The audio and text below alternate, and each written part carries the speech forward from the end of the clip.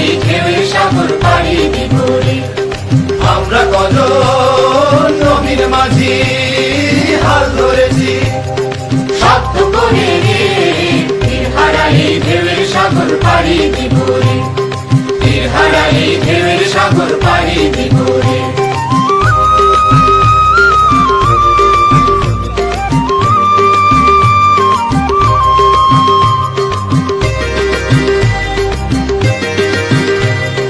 জীবন কাটে যুদ্ধ করে প্রাণের মায়া শান্ত করে, জীবনের স্বাদ নাহি পাওয়া